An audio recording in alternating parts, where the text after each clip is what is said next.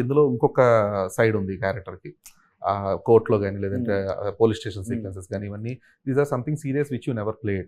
అంటే అది seriousness in the sense నువ్వు సీరియస్‌గా ఉండవు. ఆ సిట్యుయేషన్స్ చాలా సీరియస్‌గా ఉంటాయి. You might be playing an innocent who is no అంటే ఈ చుట్టూ ఏం జరుగుతుందో తెలియని ఒక ఇన్నోసెంట్ తరహా పాత్ర. నేను ట్రైలర్‌లో కనబడినంత వరకు అది. లైక్ అంటే చుట్టూ కోర్టులో ఏం మాట్లాడుతున్నారు, జడ్జెస్ ఏం చేస్తున్నారు అన్నీ అసలు నీకు తెలియదు. సో ఆ ఇన్నోసెన్స్ చూపిస్తూ అట్ ద సేమ్ టైం చుట్టూ ఉన్న సీరియస్నెస్కి అడాప్ట్ అవ్వాలి. సో దానికి ఎలాంటి హోంవర్క్ చేశారు? Great question. అది బేసిక్గా దాన్ని అంటే అన్న కోర్ట్ రూమ్ వరకు అయితే నాకు జగదీష్ అన్న నేరేషన్ అన్న. జగదీష్ అన్న జగదీష్ అన్న వచ్చాడు. జగదీష్ అన్న రానప్పుడు కార్తిక్ అన్న నాకు నేరేట్ చేశాడు. వాళ్ళు అంటే ముగ్గురు సినిమా స్టార్టింగ్ నుండి ట్రావెల్ అవుతున్న మనుషులు. కార్తికేయ అన్న, జగదీష్ అన్న, కార్తిక్ అన్న, వంశీ అన్న. సో వీళ్ళు ముగ్గురులో ఎవరు కథ చెప్పినా అది అలా ఎక్కేస్తుంది బాడీలో.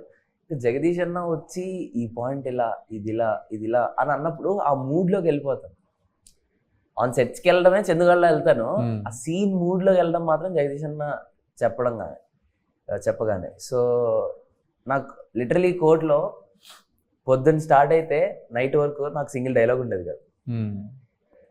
నన్ను అడిగితే మీరు పర్సనల్లీ ద టఫెస్ట్ పార్ట్ అంటే మీరు క్యారెక్టర్ తీసుకోవడం టఫెస్ట్ అనుకున్నారేమో, బట్ నాకు టఫెస్ట్ అయింది అయితే ఆ కోర్ట్ రూమ్లో వితౌట్ ఎనీ డైలాగ్ అలా నించోవడం, ప్రతి ఒక్క షాట్, ప్రతి ఒక్క సీన్.